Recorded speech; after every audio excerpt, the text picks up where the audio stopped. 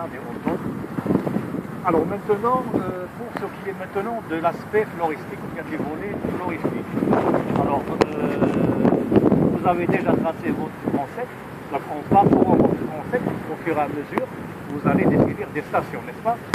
Et dans chacune des stations que vous allez définir, vous allez exécuter ou bien effectuer ce qu'on appelle des relevés phyto-écologiques.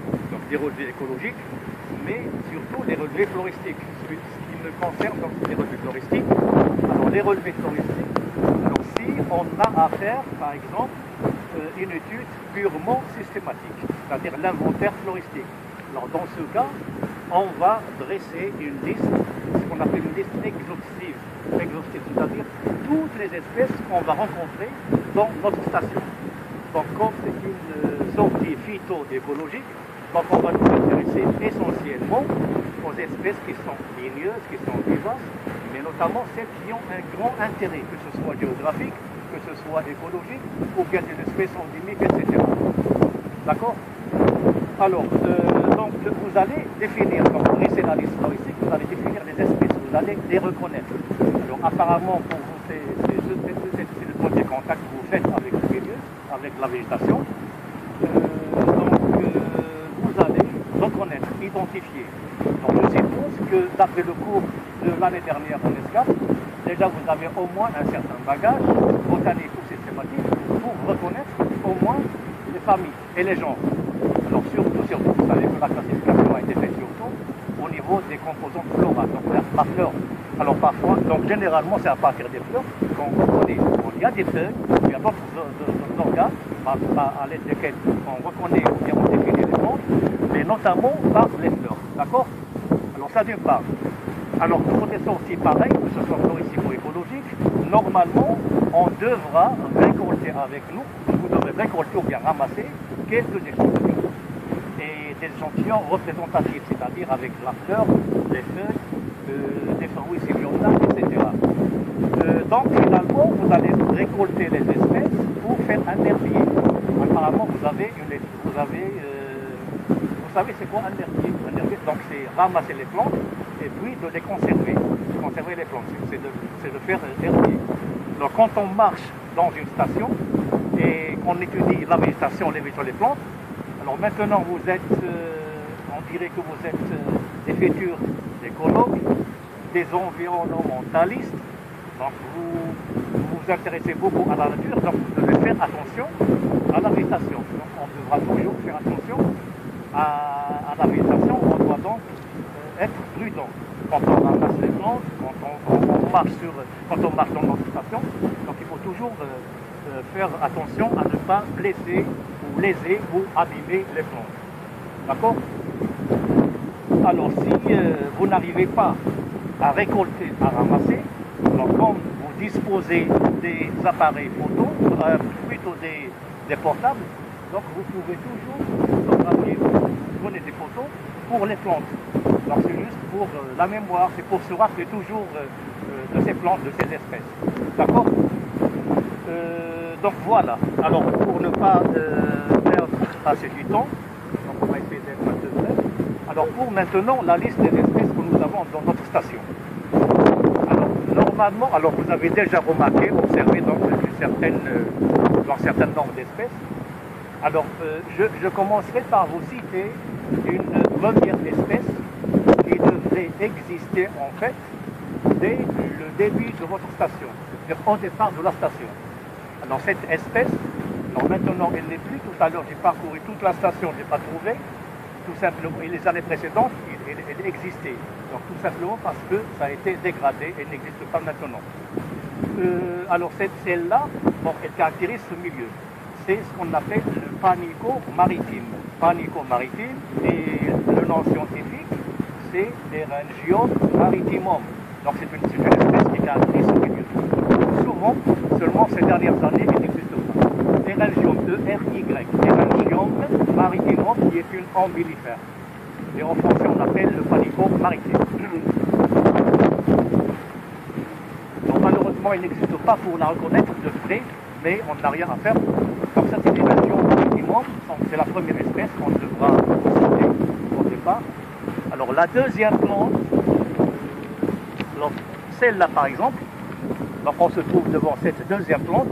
Alors celle-là, on la reconnaît grâce à sa fleur. Alors la fleur Naya est une fleur qui est une papilionacée. C'est une fleur de la famille des papilionacées. Les feuilles sont particulières. Elles possèdent des poils.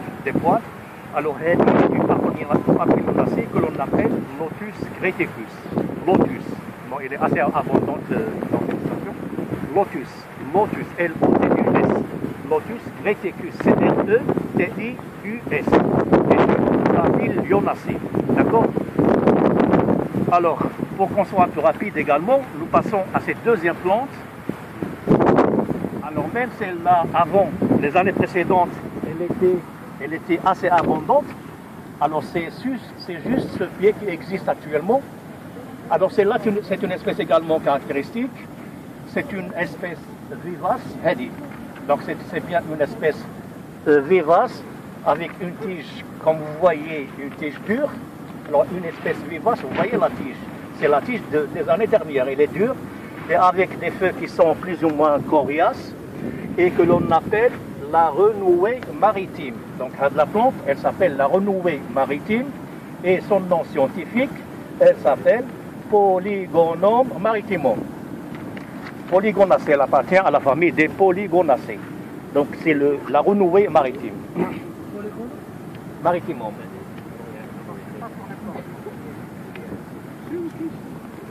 كان juste le pied هذا donc Lotus greticus, Polygonum, bien la renouée maritime. Alors une autre plante que vous voyez en abondance, c'est laquelle? Voilà. Alors c'est quoi comme au moins vous devez reconnaître ou bien identifier la classe, la classe des dicotylédones ou la classe des monocotylédones, au moins. Alors voilà, donc c'est bien les feuilles des monocotylédones, les feuilles qui sont rubanées, linéaires avec des nervations qui sont parallèles. Et quand on regarde les inflorescences, quand on analyse les inflorescences de cette plante, alors on trouve que c'est des épillés. Donc la plante, ça ne peut être qu'une graminée. Donc c'est une espèce, une plante qui appartient à la famille des graminées ou bien la famille des poacées. Alors celle-là, elle s'appelle en français Oya. O-Y-A-T. Oya. O-Y-A-T. Et le nom scientifique, c'est Ammophila arenaria. A-2-M. O-P-H-I-L-A. Ammophila arenaria. Donc c'est Oya, ou bien Loya, une graminée vivace, qui a une racine très profonde. Une racine profonde. Donc c'est une graminée vivace à racine profonde. Peut-être on vous signale également celle-là. Alors le critère pour reconnaître de la plante, de l'espèce, alors c'est grâce à son latex. Quand on brise, quand on arrache une tige, quand on brise la tige, vous voyez une sorte de lait qui sort de la tige, que l'on appelle le latex.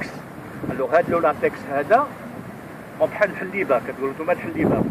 donc il caractérise la famille des Euphorbiacées. La famille des Euphorbiacées, donc généralement est une famille qui est caractérisée par la sécrétion de ce latex, ou c'est le genre Euphorbia. Euphorbia, donc des dunes littorales. Euphorbia, E-U-P-H-O. Oui, vous mettez Euphorbia SP, ou bien Euphorbia paralias. Alors sinon, alors nous passons peut-être rapidement à une autre espèce qui fait son apparition. C'est là.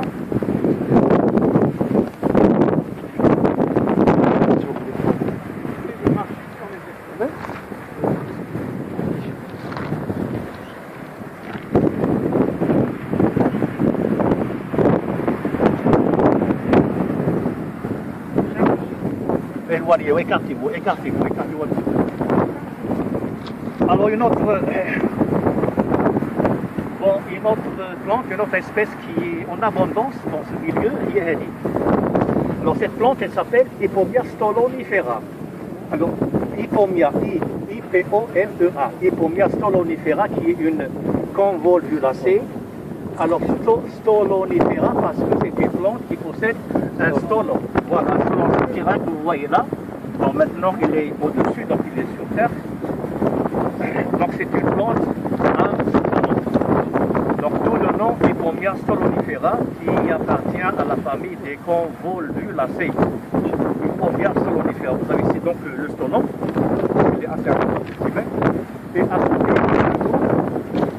on va vous citer du nom.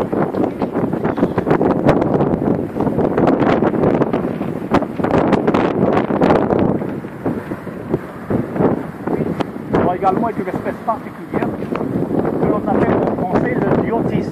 Le diotis, D-I-O-T-I-S, le diotis maritime. Diotis maritime, et son nom scientifique c'est Achillea maritima. Achillea maritima, A-C-H. A-C-H-I-2-L-E-A. Achillea maritima. Une composée.